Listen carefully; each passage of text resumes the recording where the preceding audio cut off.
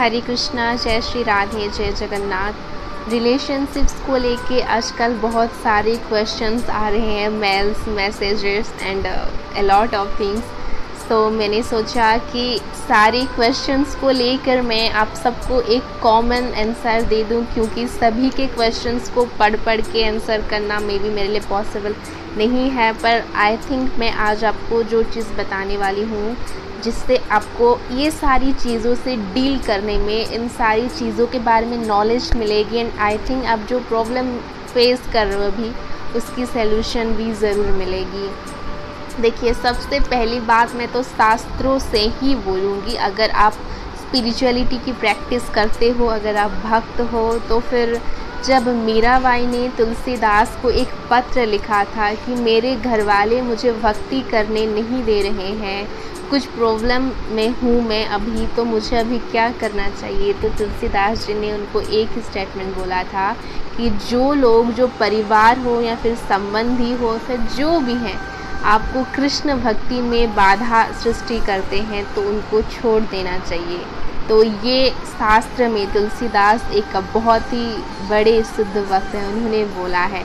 तो डेफिनेटली हमारी लाइफ में अगर ऐसी प्रॉब्लम्स आ रही है जिसमें हम भक्ति ठीक से नहीं कर पा रहे हैं, डिप्रेशन में रहते हैं, कुछ काम में फोकस नहीं कर पा रहे हैं, तो फिर ऐसे लोगों से हमें दूर रहना चाहिए। प्रैक्टिकल एक एग्जाम्पल से मैं आपको बता रही हूँ। जैसे कि अगर हमारे शरीर का किसी अंग में थोड़ा सा चोट लग जाता है ना, तो उसमें हम मरहम पट्टी करते हैं, या फिर बहुत ही बड़ा चोट है तो उसको ऑपरेशन वगैरह करते हैं। पर अगर सोच लीजिए, अगर हमारे हाथ में या फिर पैर में या फिर किसी भी अंग में अगर सांप काट देता है और उसी अंग से विष जाकर, जहर जाकर पूरे शरीर में फैलने लगता है, उस वक्त क्या होती है, हमारे मृत्यु की संभावना होती है। और उस वक्त डॉक्टर हमें ये बोलते हैं कि हमें उस पार्ट को जहाँ पर सांप ने काटा हुआ है, जहरीली पर्सन को काट देना चाहिए। उसी प्रकार हमारे रिलेशनशिप्स भी ऐसे ही होते हैं।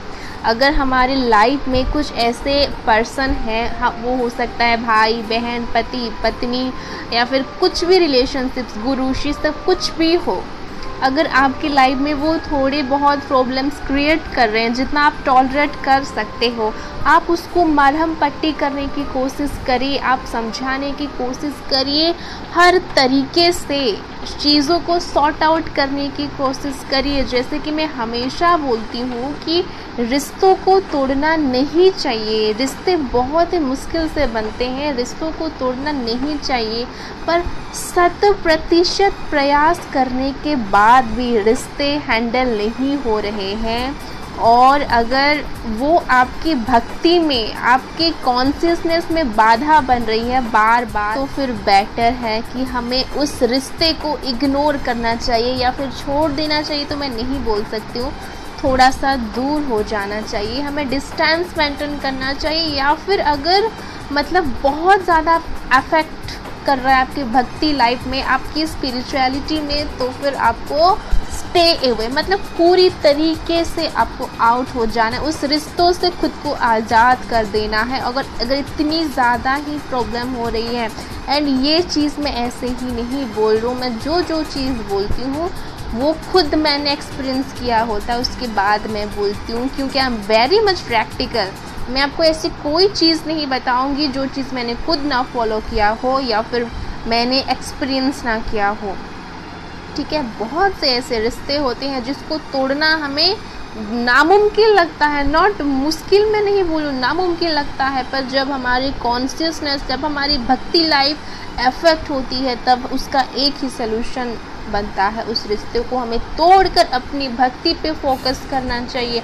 ऐसा नहीं कि हमें कुछ दिनों तक बुरा ज़रूर लगेगा, कि क्या रिश्ते कुछ ऐसे होते हैं ना, जब हमारी बॉन्डिंग बनती है, हमारा इमोशन जुड़ा हुआ होता है, वो टूटता है, तो क्या हमें तकलीफ़ नहीं होगी? ज़रूर तकलीफ़ होगी, पर उस तकलीफ़ को हम झेल कर कृष्ण के साथ एक अच्छा रिलेशनशिप मेंटेन कर सकते हैं, उसी कृष्ण के साथ जो हमारा हाथ कभी नहीं छोड़े।